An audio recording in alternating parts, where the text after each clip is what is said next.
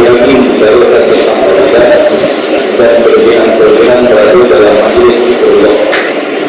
Berada dalam majelis zikrullah berarti berada dalam majelis membesarkan Allah dan ingat pada Allah. Dan bila kita ingat pada Allah, maka Allah Ta'ala akan ingat pada Allah. Bila kita lupa pada Allah, maka Allah akan lupa pada Allah. Maka dari itu menjadi kewajiban kepada kita semua sentiasa berada dalam suasana setiap terus ingatkan kita dengan Allah. Sebab dari itu yang penting keutamaan dari itu, yang pertimbangan itu ada. Dari pertimbangan pertimbangan itu ada apa saja. Dari yang pertimbangan itu ada sentiasa kita mengadakan kita sentiasa. Kalau itu maka pasal pertimbangan dari itu tak boleh. Pasal itu raya begitu. Untuk semua kalau tak ada lagi pertimbangan. Kita perlu semayang untuk benar dengan Allah. Insya-Allah itu ada dari Allah Subhanahu wa taala. Jadi bercakap itu dengan Allah. Setiap yang kita jawab oleh Allah Subhanahu. Maka dia ini dalam Islam semayang ni dia tak sama dengan ibadah lain. Semayang ni dia kena ada semayang. Zakat tak payah ada semayang. Puasa tak payah ada semayang. Semayang kena tutup aurat. Tak tutup aurat tak sah semayang. Sebab tu dia special. Zakat tak tutup aurat pun tak apa. Zakat tukang bayar zakat pakai seluar pendek, amir pakai spender. Sah ke tak sah? Sah, pelik lah. Tapi sah tak? Sah. Semayang ni, semayang tak sah. Pakaian kena tutup aurat, kena semayang.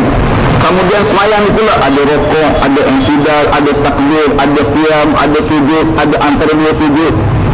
Semua perbuatan yang tak ada pada ibadah lain. Rokok sujud tak ada. Duduk pagi. Puasa lagi dahsyat. Semayang tu dia khusus. Yang halal sebelum takbiratul ihram jadi haram terus. Makan halal. Tapi tengah semayang rasa ada makanan, wajib buang keluar. Buang, ludah keluar. Akan ambil keluar. Tengok pom tu. Kena hati-hati sikit. Baik, zikrullah makna sentiasa hubung dengan Allah Ta'ala. Bila kita berhubung dengan Allah, maka kita sentiasa Allah tengok kita, Allah pandang kita. Minggu lepas kita bicarakan hadis akhir sekali kata Rasulullah, suka dah aku tunjuk pada kamu satu kebaikan, kalau kamu buat dia, kamu dapat kebaikan dunia, kebaikan akhirat. Sahabat-sahabat tanya apa Rasulullah? Nabi kata, duduk dalam majlis zikrullah. Orang yang duduk dalam majlis zikrullah, orang yang sentiasa ada hubungan dengan Allah Subhanahu wa taala, dapat kebaikan dunia, kebaikan akhirat. Kebaikan dunia, terutama di masjid ni dapat kebaikan dunia. Banyak kebaikan dunia kita dapat. Yang pertama ketenangan, yang kedua hubungan ukhuwah, yang ketiga kita boleh bersalam, yang keempat kita boleh semayang berjemaah, yang kelima kita boleh pandang sahabat kita redha dia redha, Allah Rabbi. Kebaikan dunia, kita jaga hak Allah, Allah jaga hak kita. Kita bimbang rezeki tak apa, kita sempurnakan hak Allah, Allah sempurna hak kita. Hak kita sikit je. Nabi SAW mengibaratkan dunia ni seumpama air yang lekat di gayu. Kita duduk dalam laut, naik perahu sampai tengah laut, kita celup gayu. Nabi kata sebanyak mana air melekat di gayu, itulah dunia dan segala isinya. Dan sebanyak mana air laut, itulah akhirat yang Allah sediakan untuk orang beriman. Masya Allah. Dunia ni sekadar mana air melekat gayu je yang berkelahi berebut apa semua tu. Suruh pegang, kejap ambil, kejap suruh, kejap ambil. Macam tu dia tuan. Sekali jual berapa tan? 10 tan. 10 tan tu banyak dari. Banyak mana sekadar air melekat jari je. Tapi lah kita makhluk kecil. Makhluk lebih kecil. Seumpama semua alus. Semua alus ni jumpa setitik air sirap. Air sirap tumpah kepada cawan, setitik tumpah. Semua ni dia jumpa tu Allah banyaknya gitu. Banyak mana setitik. Elok cuah air sirat atas kepala dia. Tu dunia. Sebab tu jangan tukar dunia akhirat. Allah kata walal akhiratu khairun wa abqa. Akhirat tu lebih baik bagi kamu, satu. Yang kedua, ni kekal. Dunia tak kekal. Nikmat sedap makan, masuk mulut sampai halkum je. Tu je sedap dia. Kelang tak sedap dah. Keluar Allah lagi tak sedap. Seronok kahwin setahun je, masuk 2 tahun 3 tahun dia beranak apa ni kepala. Dunia ni sementara. Seronok anak cucu balik tak? Seronok. Bila cucu tak balik, risau. Bila balik, pening kepala. Lambat suruh balik cepat. Bila balik, senyap sunyi pula, suruh panggil mari semula. Apa ni? Tu dunia tak ada nikmat kekal. Akhirat dia kekal. Orang tua tak pernah, orang muda tak pernah tua. Satu hari Nabi jumpa seorang makcik. Dia kata ya Rasulullah, tolonglah doa pada Allah biar saya masuk syurga. Kata orang tua. Nabi kata minta maaf lah makcik, orang tua tak masuk syurga. Menang orang tua dia orang Nabi. Orang tua tak masuk syurga. Minta maaf lah yang tua-tua ni. Kawan-kawan juga nak buat macam mana. Lalu wanita ni mana ni? Ya Rasulullah, Nabi katakan bila masuk syurga akan jadi muda semua. Muda semua. Umur ahli syurga 30 ke 40. Umur yang paling seronok atas dunia ni umur 30 ke 40. Allah seronok juga. Masuk 30 Allah. Ini cerita yang tak jenis. 30-40 ni saat yang seronok tadi. Kemudian kekal berdari dalam syurga, sentiasa nak dara, sentiasa nak dara, tak pernah rasa tua, tak pernah tak air tongkat ali tak main, sentiasa muda. Dunia ni Allah dia tua tuan-tuan, tak sama kawin muda mari tua juga. Baik, itu kelebihan dunia, kelebihan akhirat. Dan lagi sabda Nabi sallallahu alaihi wasallam, ya an ajlisa ma'a qaumin yazkuruna Allah ba'da salati subhi ila an tatlu asy-syamsu ahabbu ilayya mimma tala'at alaihi asy-syamsu wa an ajlisa ma'a qaumin yazkuruna Allah ba'da al-'asri ila an taghiba asy-syamsu ahabbu ilayya min ad-dunya wa ma fiha. Rawahu Baihaqi.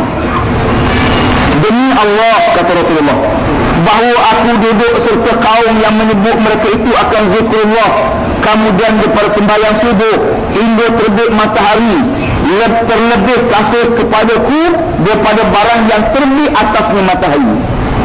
Kata Rasulullah, aku lebih suka duduk satu majlis, duduk berzikir daripada pas sembahyang subuh sampai terbit matahari, lebih baik daripada hebatnya terbit matahari itu. Matahari ni tuan-tuan Tuhan buat bila terbenam malam senyap. Dunia ni tiba-tiba jadi senyap sini. Dia baik masuk senyap, binatang pun balik, manusia pun balik rumah senyap. Mana ada kerajaan boleh buat macam ni? Kerajaan mana? Kita nak 7 orang je, suruh tidur, puas suruh tidur, tak boleh tidur. Tuhan buat benam matahari, dan bila terbit matahari dia berkicau, manusia pun mak dia marah, anak marah mak, macam-macam.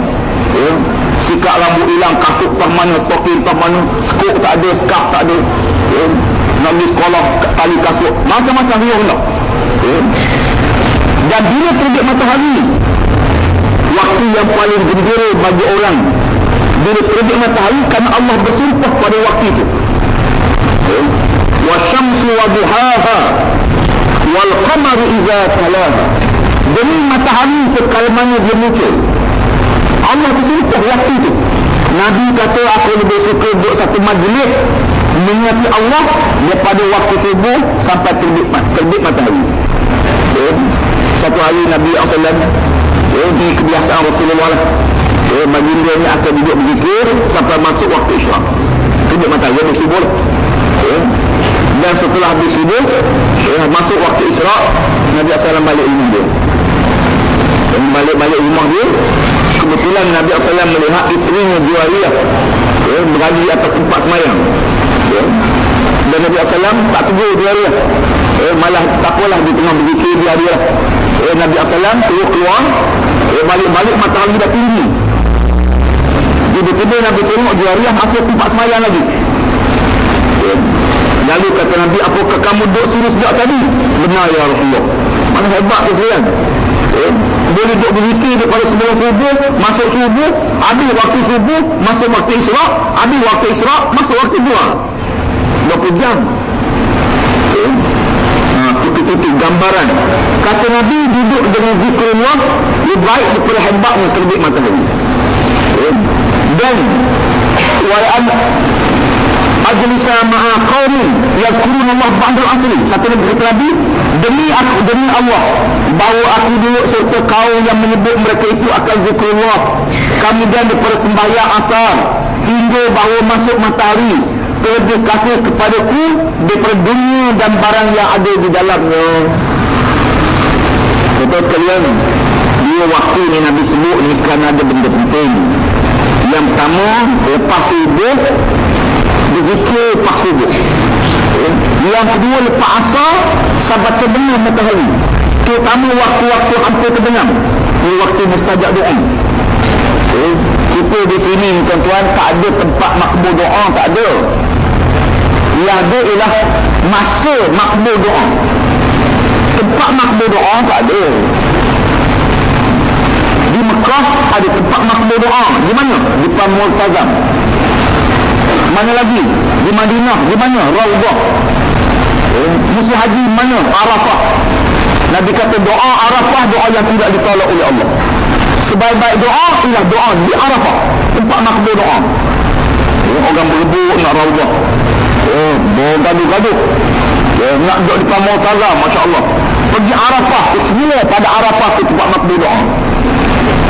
Di sana ada tempat yang dimakbulkan doa oleh Allah. Tapi kita sini ada masa dia. Bila masa dia? Antara azan dengan iqamat. Setiap waktu semayang bila azan, lepas azan sampai dia qamat. Waktu tu waktu makbul doa, kena minta doa. Yang kedua, waktu hujan mula turun, tu waktu makbul doa. Yang tiga, waktu matahari hampir terbit, waktu isyraq. Yang keempat, waktu matahari hampir terbenam, tu waktu makbul doa. Yang kelima, waktu khatib duduk antara dua khutbah, tu waktu makbul doa.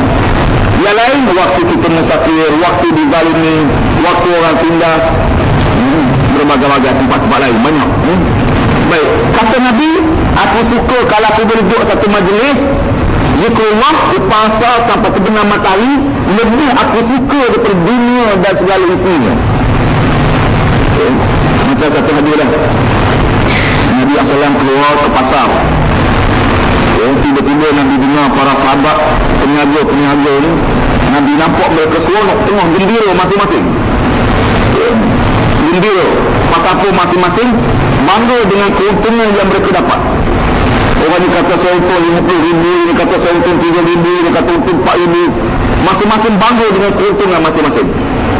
Lalu Nabi menghampiri mereka.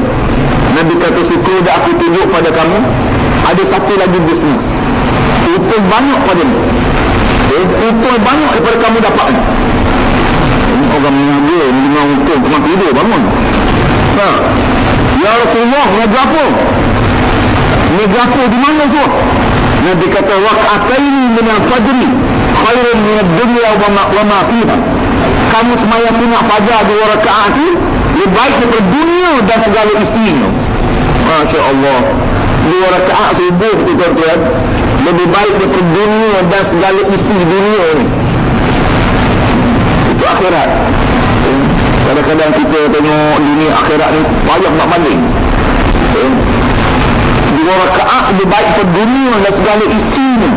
Masya Allah, banyak mana akhirat ni, banyak mana sampai 2 rakaat itu lebih mulia pada dunia dan segala isi. Perumpamaan begini, seumpama orang yang sedang lemas, tenggelam timbul, tolong, tiba-tiba ada sebatang bulu yang hanyut, lalu dia pegang buluh tu, dia peluk buluh tu.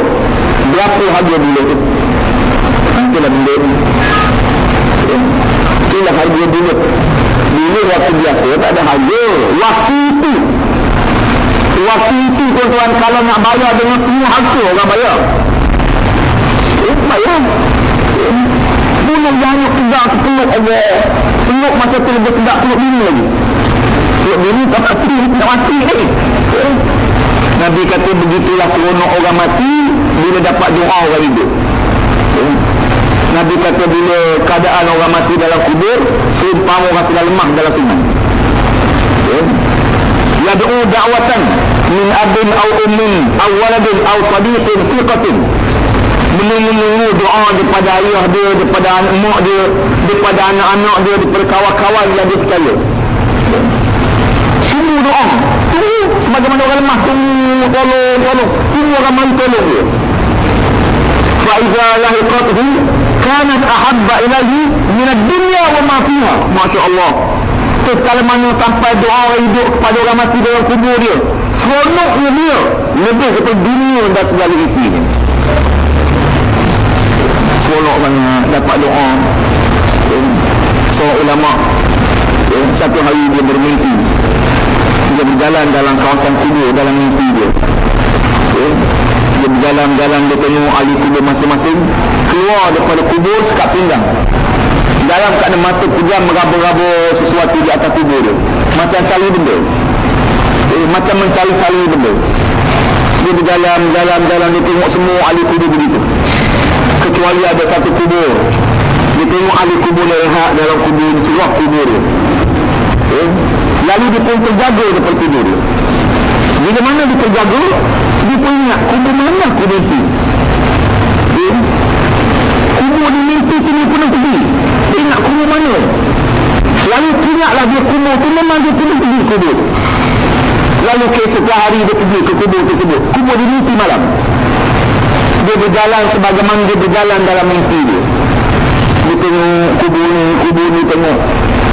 Dia mencari-cari satu kubur yang ahli kuburnya curah. Dia berjumpa kubur tu. Lalu dia bertanya kepada penjaga kubur, ni kubur siapa? Dia kata ini kubur si Fulan bin si Fulan, rumahnya ujung kampung tu, dan dia anaknya masih ada.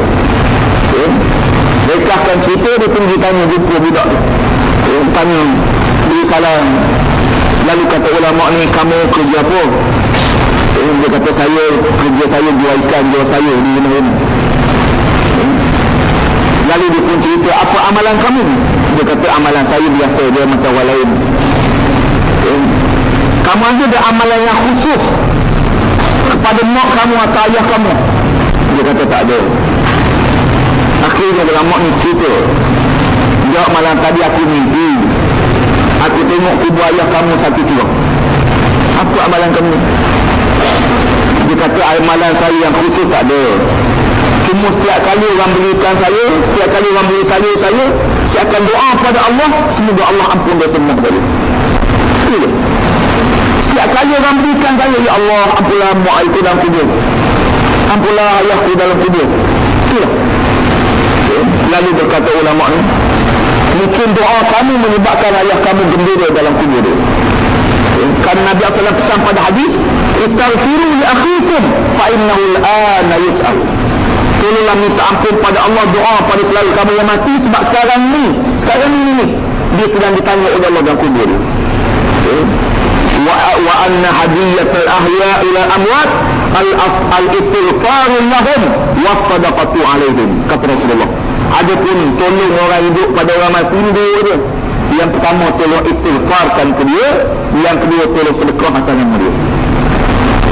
Sahabat-sahabat sekalian, kata ulama tu, wahai tuan-tuan semua, mayat yang aku mimpi keluar pada kubur sakat pinggang, meraba-raba serta atas kubur tu ialah mayat roh mak ayah kita.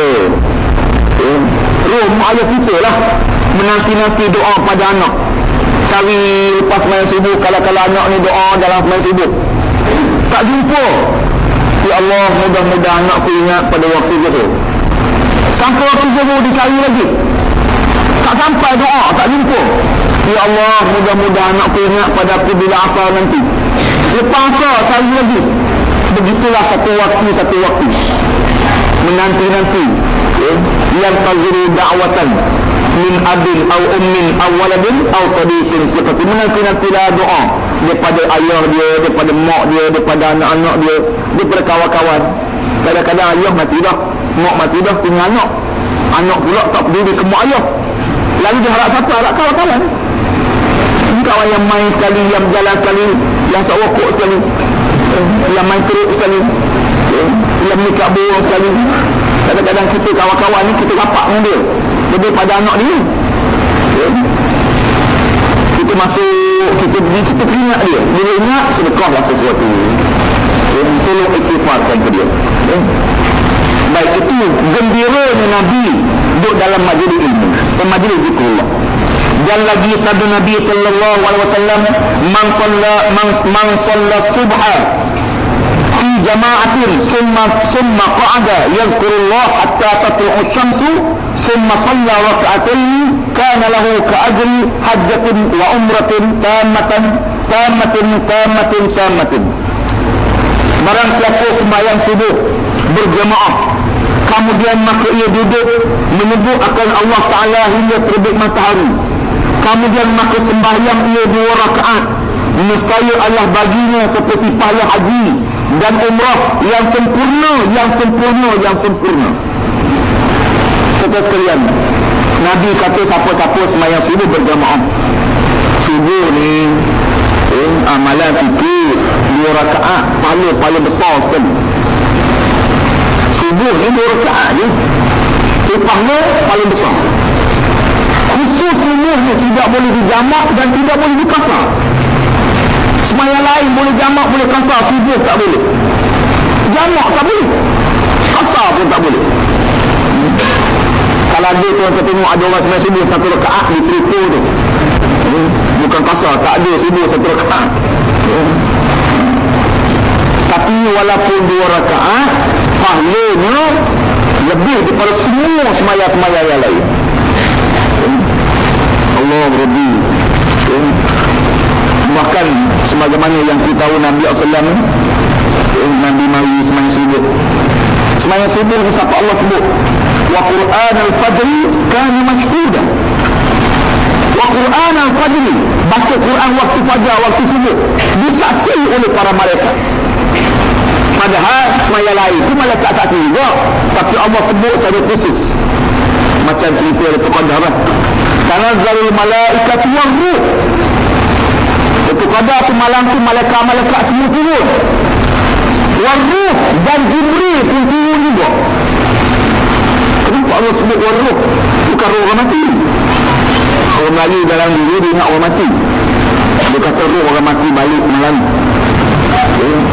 Sebab tu kena pasang lampu, pasang pelita keliling rumah. Betul, pasang pelita ni pasal apa? Kelak dulu zaman dulu orang percaya malam tu deko orang mati, roh orang mati balik. Maka kita menyambut dia, pasang pelita tu, meraihkan dia. Takut-takut dia salah jalan, dia nak pakai sepet hitam pasang pelita. Saya ingat lagi masa kecil-kecil orang tua tu pesan, malam tu jangan makan nasi berabut, tinggal sikit nasi bawah sagu. Orang mati balik.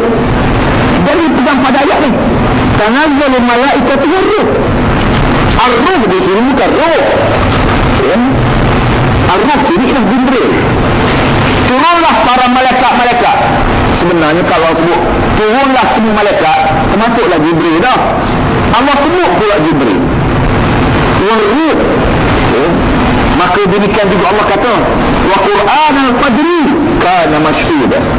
Quran pada waktu fajar disaksi oleh para malaikat, disaksi oleh Allah, disaksi oleh para malaikat. Maka kata ulama, sunat memanjangkan bacaan pada waktu subuh. Panjangkan sikit baca pada waktu subuh. Sebab kadang-kadang ada orang lambat bangun. Kadang-kadang bangun awal dah, hari pula tak ada, 3 hari dah tak ada air. Malam tu pula ingatkan air ada, mesti ya.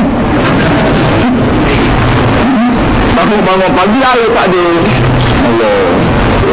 Kadang-kadang lambat mari masjid, Kerja start kereta, tak hidup start kereta, akhir start motor pakai tepi keledar, bekerja. Keimanan macam keluar Allah. Kalau Allah berlari dia, Allah sempat rokok, sujud dah bunyi, terlupa tangga tepi keledar. Jangan baca surah pendek. Sunat kalau sekiranya kita tak hafal surah panjang, baca banyak kali. Qul huwallahu ahad, qul a'udzu falaq, qul binas. Memanjangkan sikit bacaan, jangan pendek sangat. Kerana subuh itu disaksi oleh malaikat. Dan Nabi sendiri pun, Nabi biasa baca subuh ni 70 ayat. 30 ayat ke 40 ayat. 30 ayat tu surah sejadah, surah Insan tu 30 kebanyakan. Dan bila Nabi semayang sorang panjang, Nabi semayang sunat panjang lah.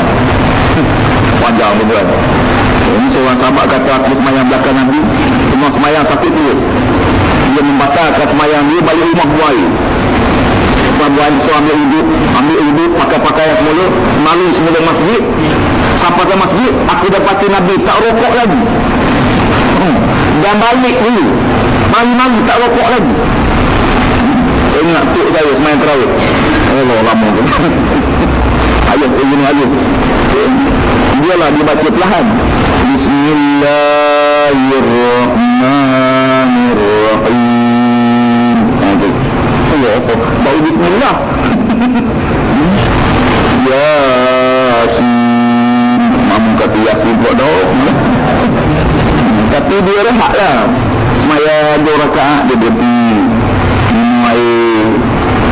Minum air apa semua siap, sambung lagi 2 rakaat. Berhenti, dia baca satu hadis. Kemudian sambung lagi. Kemudian semaya lagi 2 rakaat. Makan dulu. Sambung lagi. Tujuannya nak menghabiskan malam tu untuk ibadah. Kita lorak-lorak nak balik tengok TV. Balik tidur. Takut tak cukup tidur. Doktor kata kena 8 jam. Sebenarnya tidak tidur ni bergantung pada kita latih dia. Kita latih mata kita berapa jam? Itu je. Kalau kita latih mata kita 8 jam, memanglah 8 jam. Kita latih mata kita 7 jam. 3 jam tu. Kalau sekiranya, ini pengalaman sikit lah. Kalau sekiranya kita ada masa tidur rehat kita sikit tu. Kadang-kadang ni lah pengalaman dia balik-balik sama sampai rumah dia. Ketiga keempat tu biasa lah. Ketiga tu biasa lah, boleh kata purata. Kita tidur lebih kurang 2 jam. Sebelum tidur doa. Pertama baca ayat Amanah Rasul. Amanah Rasul ni baca niat. Niat apa dia? Niat ni tak jaga waktu subuh. Jangan niat ya Allah subuh pun tak jaga ya Allah, tak apa. Yang kedua, doa minta Allah beri kepuasan tidur. Tidur yang penting bukan panjang, puas.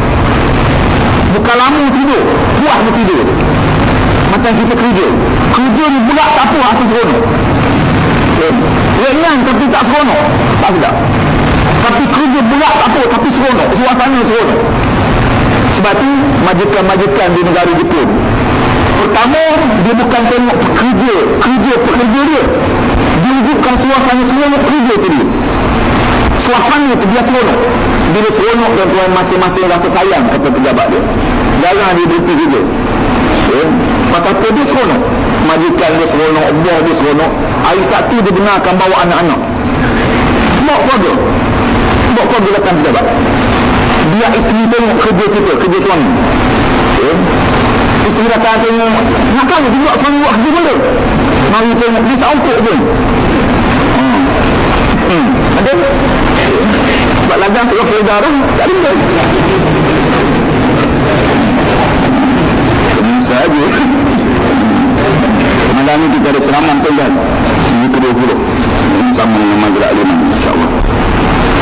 Baik, kata Nabi SAW suka orang itu duduk satu majlis mengingati Allah Subhanahu wa ta'ala. Demi Allah bahawa aku duduk serta kaum yang menyebut mereka itu akan zikrullah daripada sembahyang subuh hingga terbit matahari, lebih aku kasih daripada merdeka 44 orang anak Nabi Ismail AS. Ini satu lagi hadis. Pertama tadi Nabi kata Nabi duduk sembahyang subuh, tapi dengan syarat dia zikir, kemudian sembahyang 2 rakaat. Ulama-ulama khilaf 2 rakaat ni sunat apa? Apakah sunat isyraq atau sunat duha? Ada yang berkata 2 rakaat itu maksud sunat duha, ada yang kata sunat isyraq, ada yang kata sunat isyraq itu dah sunat duha, ada yang kata tak, dia dua semayang berbeza. Baik, oleh kerana ada khilaf di kalangan para ulama, habis waktu subuh masuk waktu isyraq, bila semayang 2 rakaat, maka pandangan saya waktu itu ialah semayang sunat isyraq. Habis waktu isyraq ni sekejap je, bukan sejam. Waktu matahari mula terbit, dia tidak silau, dia tidak panas. Duha, waktu matahari cerah memancar-mancar, maka masuk waktu duha, sunat semayang duha. Duha ni murah rezeki kan. Siapa-siapa yang nak dimurahkan rezeki oleh Allah, jangan tinggal semayang sunat duha. Semayanglah 2 rakaat. Ambil semayang. Dan jumpa ramai kawan-kawan saya yang dia ni orang biasa, tapi rezeki dia murah. Dan saya pelati antara amalan dia jaga semayang sunat duha. Dan Nabi mengajar pun pada kita doa yang khusus tentang duha ni, kita doa murah rezeki je. Jadi kita ambil. Dan lagi SAW, la an aquda ma'a qaumin yazkuruna Allah Ta'ala min salatil ghadati hatta tatlu'a asy-syamsu ahabbu ilayya min an a'tiq arba'ata anfusi min wadi Ismail. Demi Allah, bahawa aku duduk serta kaum yang menyebut mereka itu akan zikrullah. Nabi ni kata aku lebih suka duduk dalam satu kaum yang duduk berzikir kepada Allah daripada sembahyang subuh hingga terbit matahari, iaitu terbit kasih kepadaku daripada memerdekakan 4 orang anak Nabi Allah Ismail AS. Cerita bagaimana kasih Nabi merdekakan anak Nabi-Nabi, kira hebat lah. Pun lebih dikasih daripada sembahyang duduk bersama dengan orang zikrullah. Berkata Imam Ahmad bin Hanbal radhiyallahu anhu, ghanimatu majalisi zikri al-jannah. Ghanimah, faedah perhimpunan duduk berzikir itu ialah surga. Ghanimah pun harta rampasan perang.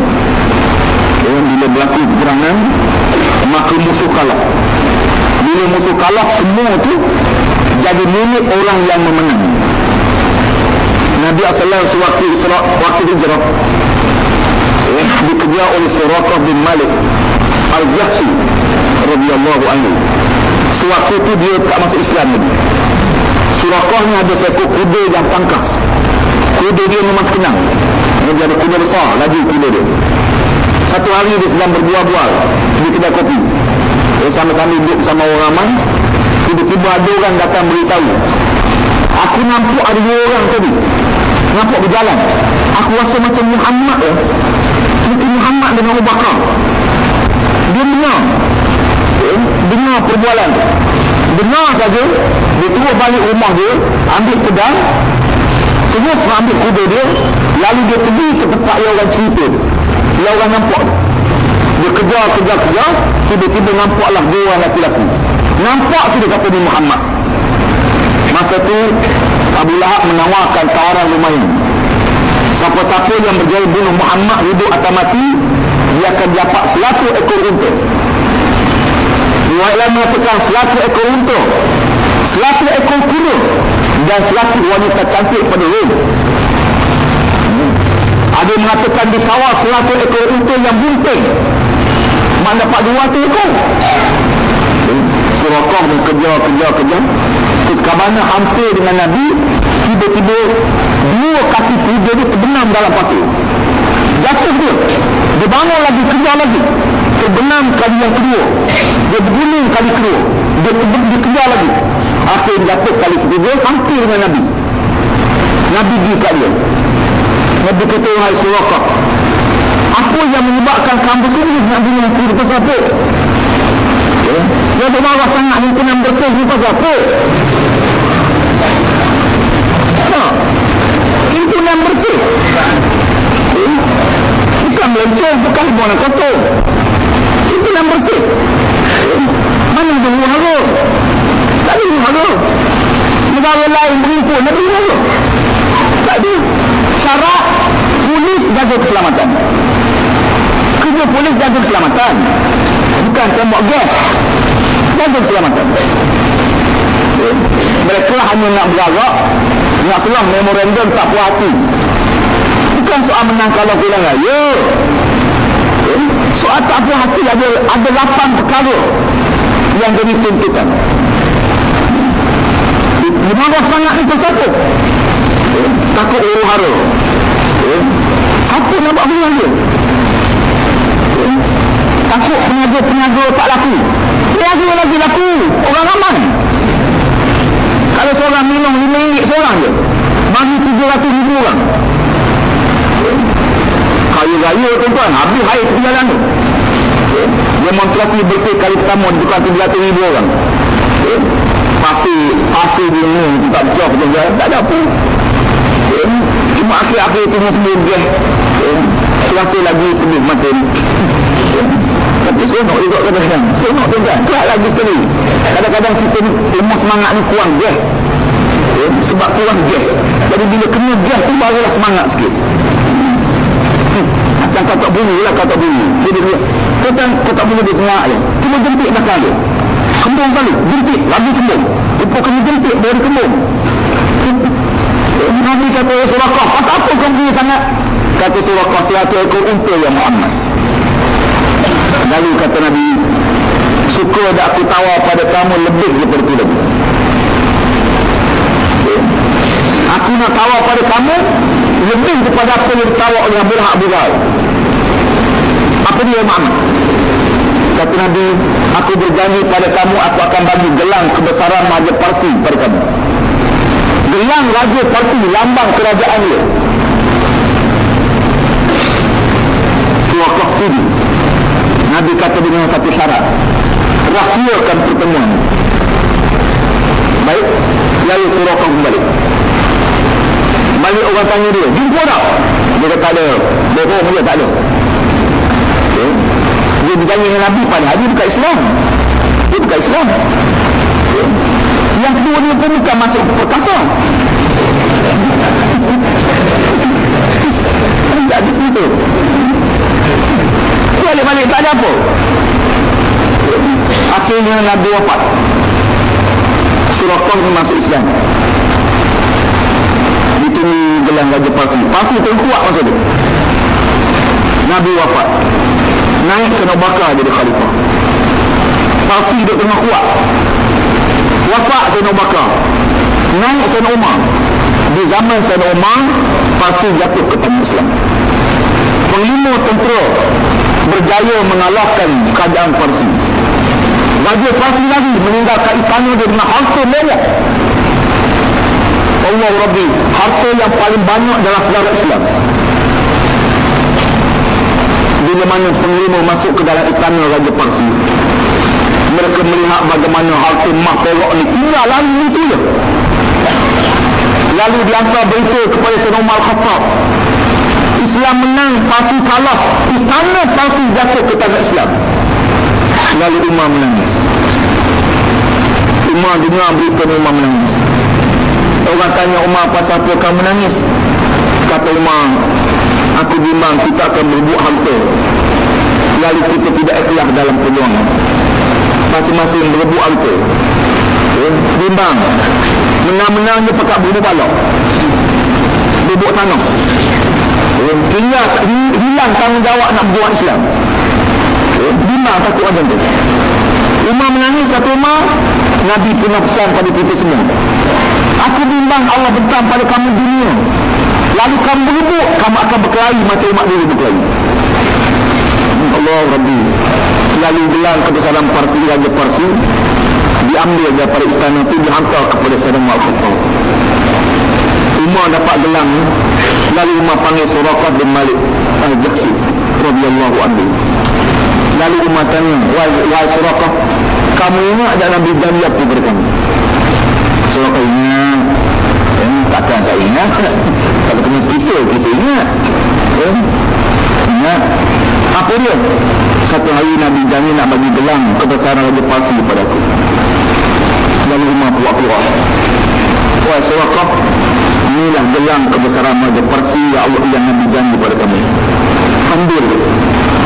Ambillah sebab ni hak kamu yang Nabi sebut dulu lagi. Allah Rabbi. Lalu Suraqah menangis. Kata Suraqah, wahai Umar, aku bukan masuk Islam kerana gelang. Aku tidak masuk Islam kerana gelang. Sebab Nabi janji pada aku, waktu tu aku tidak Islam pun. Manakala dia tak masuk Islam pun, gelang tu akan dapat juga ke dia. Ya Umar, aku masuk Islam bukan sebab gelang, tapi sebab Allah. Umar kata tak apa, tapi ini janji Nabi ambil. Hebat tu sekalian, Masya Allah. Sebab tu kalau kita buka balik sejarah-sejarah Islam yang hebat-hebat ni, kita akan jumpa banyak cerita-cerita yang menarik, terutama di zaman Sayyidina Abu Bakar, zaman Sayyidina Umar. Saya cadangkan pada tuan-tuan sekalian satu buku yang sangat baik. Hanya banyak juga lah baca buku-buku sirah ni, tapi tak banyak fakta sebagaimana yang ditulis dalam buku baru keluar Ustaz Hadi Tuan Haji Abdul Hadi Awang, di bawah tajuk Teknik dan Taktik Pemerintahan Khulafa Ar-Rasyidin. Teknik dan taktik pemerintahan Khulafa Ar-Rasyidin. Jilid pertama ni dia baru sampai Sayyidina Abu Bakar As-Siddiq. Wafat Sayyidina Abu Bakar, naik Sayyidina Umar, buku tak ada di situ. Saya bincang dengan dia, tanya dia kata dia akan sambung siri yang kedua zaman Sayyidina Umar. Tapi kalau tuan-tuan baca buku yang ditulis ni, banyak benda yang kita tak jumpa dalam kitab-kitab lain. Termasuklah surat-surat Sayyidina Abu Bakar. Surat Sayyidina Abu Bakar tu berjaya dibongkar kembali. Surat tulis tangan Sayyidina Abu Bakar yang Abu Bakar hantar pada Khalid Al-Walid, Abu Bakar hantar kepada sahabat pelima tentera, hantar pada gubernur nasihat Khalid Al-Walid pada tentera dia. Surat termasuklah cerita yang berlaku di Bahrain kepada seorang ulama, seorang sahabat besar. Banyaklah cerita lain. InsyaAllah kalau ada rezeki, ada kesempatan untuk kita jumpa buku ni, belilah. Beli, memang tak undi lah. Buku ni tak undi.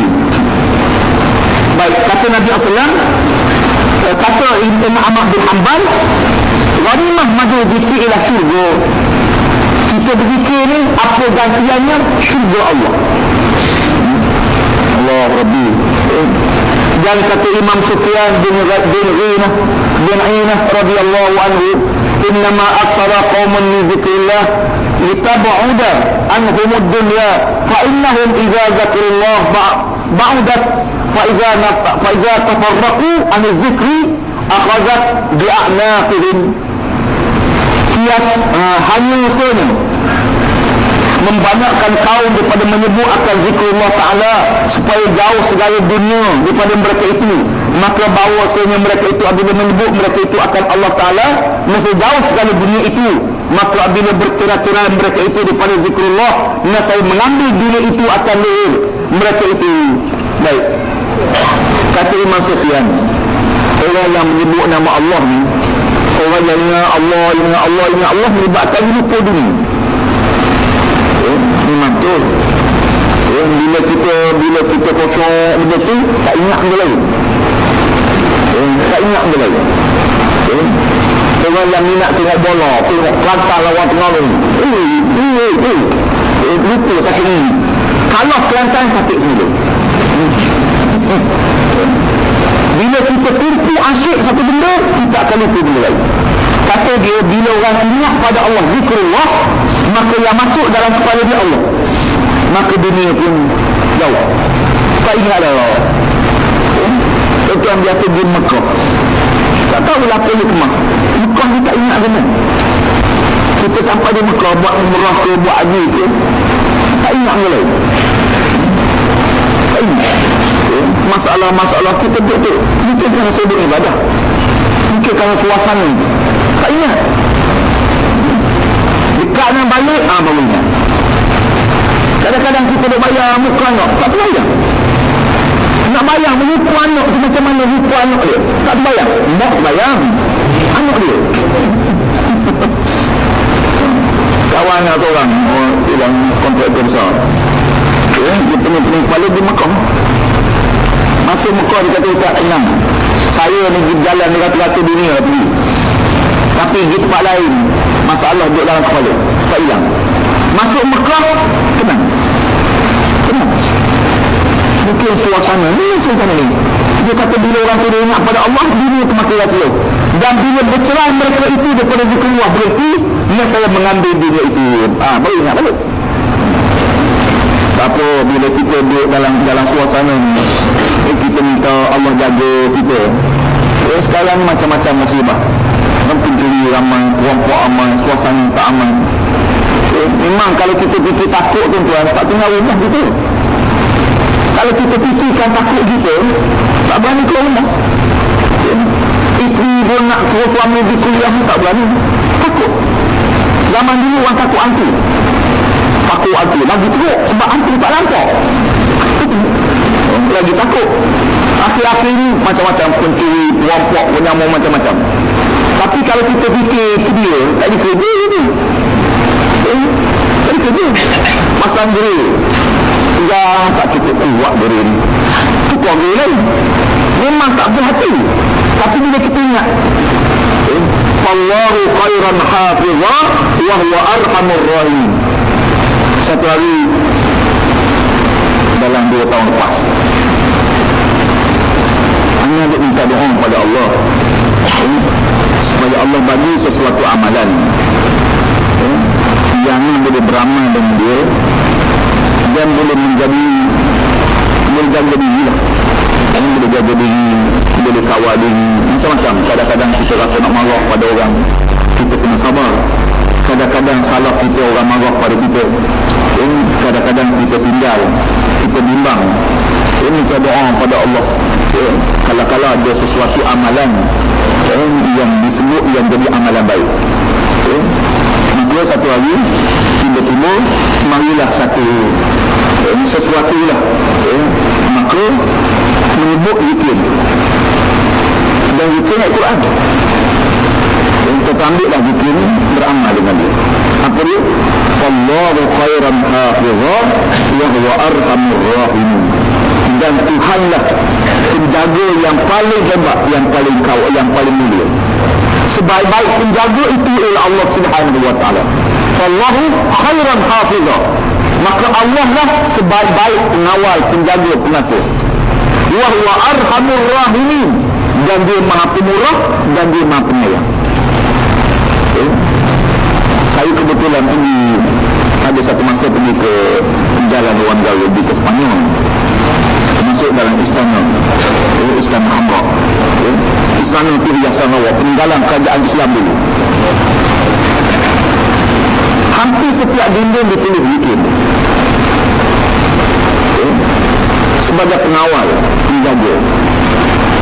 Maka bagus antara amalan yang bagus kita beramal dengan dia. Selain daripada yang Nabi sebut baca Bismillahirrahmanirrahim la yadurru ma'asmi syai'un fil ardi wala fis sama' wa sami'an 3 kali. Nabi suruh kita baca 3 kali pagi, 3 kali waktu petang. Bismillahirrahmanirrahim. Nabi kata siapa-siapa yang baca ayat ni, zikir ni 3 kali pagi, 3 kali petang, nescaya Allah pelihara dia daripada sembarang mudarat, sama daripada langit, daripada bumi, daripada kiri kanan, daripada belakang. Allah minta, Allah lindung. Yang kita minta Allah jaga kita lah. Dan mudah-mudahan Allah pelihara kita daripada perkara yang kita tak suka berlaku. Dan kata Sayyidina Abu Hurairah radhiyallahu anhu, inna ahlas sama'i la yatara'una buyuta ahli ardi allati zukira fiha ismullah kama yatara ahli ardi an-nujuma. Bahawa malaikat isi langit sesungguhnya melihat mereka itu akan isi rumah yang tersebut di dalamnya akan Allah Ta'ala, seperti mana melihat orang di bumi akan segala bintang-bintang di langit. Kata Abu Hurairah, malaikat-malaikat di langit itu ditengok ke dunia, bukan tengok kosong. Kadang-kadang dia tengok mana? Dia tengok mana-mana rumah yang ahlinya berzikir pada Allah. ahli rumah tu dia baca Quran. Nabi kata rumah yang sini Quran tak baca, tak berzikir, ni kubur, bukan rumah. Ni kubur. Nabi katakan itu semayalah sunat dalam rumah, bacalah Quran dalam rumah, dan zikirlah. Kerana biar hidup rumah kita, biar hidup. Kita berkat ni kita tak nampak tuan-tuan, tapi bila kita berzikir, baca Quran, berkat tu ada. Kata Abu Hurairah, macam mana keadaan dia? Seumpama kamu tengok ke langit, lalu kamu tengok bintang-bintang. Malaikat langit tengok dunia, maka dia tengok rumah-rumah yang cerah bercahaya dengan zikrullah ni macam bintang. Maka malaikat tu tengok ke bawah. Dan kata Sufyan bin Uyainah radhiyallahu anhu, "Idza istama'a qaumun yazkuruna Allah, i'tazala asy-syaitanu wad-dunya, fa yaqulu asy-syaitan lid-dunya, ala tarayna ma yasna'un?" Fataqulu ad-dunya, da'hum fa innahum idza tafarraqu akhadtu bi'anaqihim ilayka. Apabila mana berhimpun kaum padahal menyebut mereka itu akan Allah, maka menjauh syaitan dan dunia. Bila kita duduk wanjiluk, kita berzikir pada Allah, syaitan makin jauh. Syaitan kata Imam Ghazali, dia macam gajah, dia macam mudah macam nyamuk lah. Syaitan ni duduk atas kepala kamu dan dia meletakkan hati, belalai dia di atas hati kamu, kata Imam Ghazali. Bila sebut Allah, lalu terangkat belalai dia. Bila kita sebut Allah, maka dia sentiasa di atas hati kita. Umpamanya macam nyamuk hingga atas jangi kita, dia peletak dia punya semua dia. Kita gerak sikit, dia terangkat. Gerak kuat, dia lari terbang. Bila orang tu baca zikrullah, syaitan pun lari. Bila orang tu sujud pada Allah, syaitan menangis. Syaitan bila kita sujudlah paling dia sesat sekali. Terutama bila kita baca surah sejadah dalam Quran, ada surah-surah yang kita disunatkan sujud. Ini sujud tilawah. Bila kita baca lalu kita sujud, syaitan menangis. Dalam hadis disebut, lalu syaitan berkata, Allah perintah manusia dengan satu ayat, iza zikru biha kharru sujadah, gitu sujud pada Allah.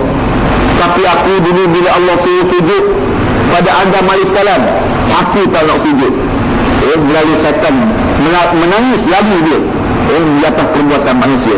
Jadi kata Sufyan, bila orang tersebut nama Allah, syaitan lagi, dunia pun lagi. Malah dunia tu maksud apa? Bila kita ingat pada Allah kan kita lupa dunia di mari sendiri. Dari mana? Dunia dicari orang beriman, dunia cari dia, bukan kita cari dunia. Dunia cari kita. Dia akan cari. Tak payah kita beri cari sampai orang yang cari dunia, maka dia akan dapat dunia tapi tak akan dapat Allah. Orang yang cari Allah akan dapat dunia. Kan ada sebuah hadis, man kana hijratuhu ila Allah wa rasulih fa hijratuhu ila Allah wa rasulih, wa man kana hijratuhu dunya yusibuha ay berarti dengan Tuhan, fa hijratuhu ila ma hajar ilaih. Siapa-siapa yang hijrah kerana Allah dan Rasul, dia dapat Allah, dapat Rasul. Dapat Allah, dapat segala-galanya. Dunia ni Allah, rezeki milik Allah, manusia milik Allah. Tapi Nabi kata siapa hijrahkan dunia, dapat dunia. Ada orang masuk tenda nak ladas mereka, dapat ladas mereka. Masjid tak dapat, surah tak dapat, kuliah tak dapat. Dapat ladang, tiap-tiap hari lalik ladang. Sampai mati pergi dah ladang. Masjid tak pergi, surah tak pergi. Allah, Nabi kata siapa-siapa nak hijrahkan dunia, dia akan dapat dunia dia. Tuan-tuan, kita masuk rancangan hijrahkan Allah Rasul, ladang dapat, masjid dapat, surah dapat, majlis ilmu dapat. Masya Allah. Surah Feda ambil balik, dapat balik. Sono, alhamdulillah. Itulah mana-mana lah. Dan kata dia lagi, kata sedia lagi, maka berkata syaitan bagi dunia, adakah tiada engkau lihat barang yang diperbuat mereka itu? Kata dunia, tinggalkan olehmu akan mereka itu. Maka apabila bercerai mereka itu pada perhimpunan zikir mereka itu, nescaya aku ambil akan leher mereka itu kepadaku. Kata dunia, dia ingat pada Tuhan, dia lupa pada aku. Bila dia ingat pada aku, maka aku akan duduk kat dia. Tapi insyaAllah kan sekalian, orang yang jaga, maka Tuhan jaga. Kita ingat pada Allah, dapat rezeki kita keluar, tunaikan hak dia, tunai hak dia je. Masalah zakat, Allah Ta'ala sebut dalam Quran, wa atu haqqahu yawma hasadih, wa atu haqqahu yawma hasadih. Tunaikan hak dia waktu kamu tuai hasilnya. Kan itu zakat tanaman, dia tidak ada tempoh setahun, tidak tempoh setahun. Orang keluar zakat padi, ambil padi cukup 4 gantang, kena keluar zakat. 4 gantang keluar zakat. Bila? Setahun ke? Yaumah hasadi, hari kita tuai hasil. Maka kata ulama, demikian juga hasil-hasil yang lain. Hasil sawit, kita dapat jual hari itu, dapat 1,000, keluar zakat terus.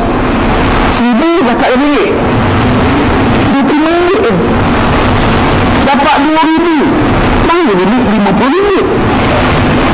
Macam tuan biasa dapat RM10,000, RM10,000 baru RM250 daripada RM10,000.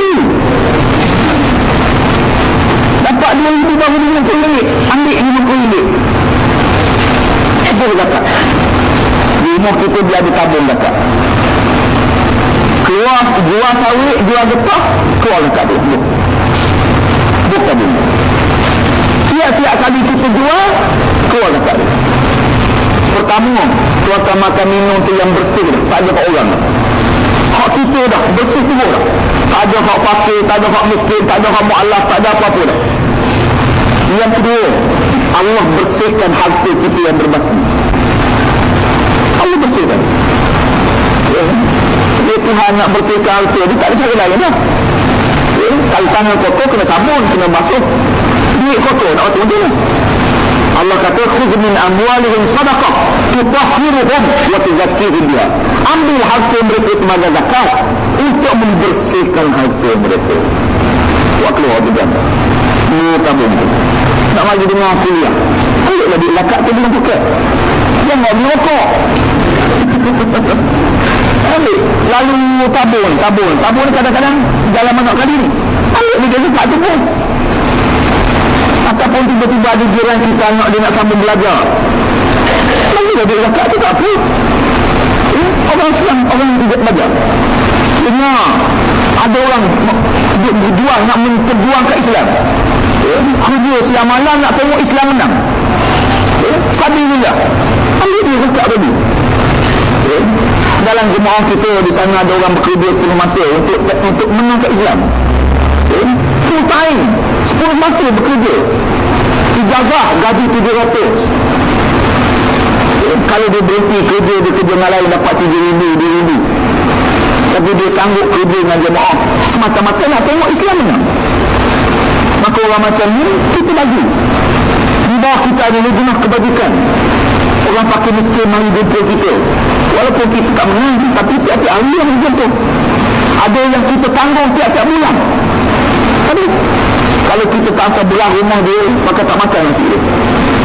Suami dia mati, dia tua, anak cacat, nak tinggal di kerja, tak ada siapa nak jaga anak okey, masih jaga anak.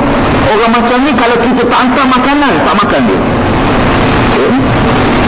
Taklah tabung kebajikan masyarakat, dapatlah bantuan, tapi tak cukup, tak cukup.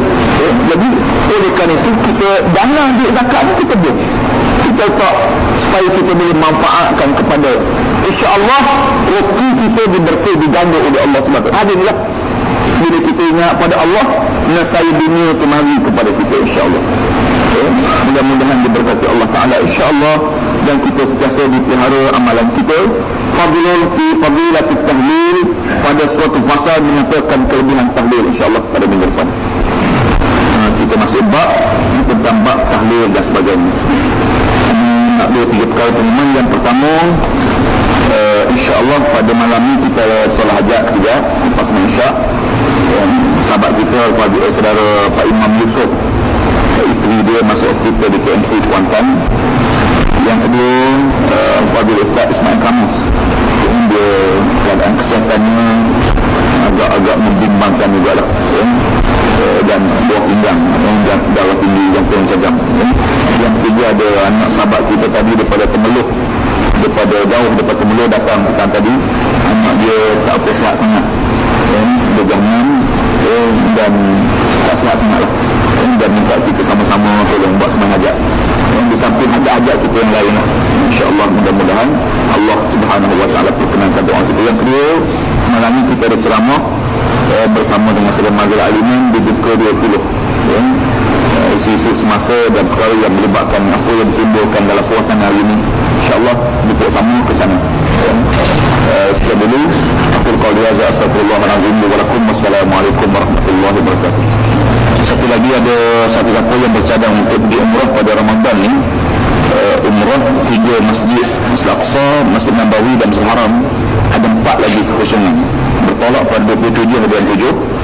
Satu lagi ialah direct daripada Malaysia terus pergi ke Masjid Madinah 4 hari, kemudian di Mekah ada sangat 6 lagi kekosongan. Jadi siapa yang berminat boleh daftar lagi, ya, insyaAllah pada Ustaz Yusof ataupun Saudara Lutfi, ya, insyaAllah, ya.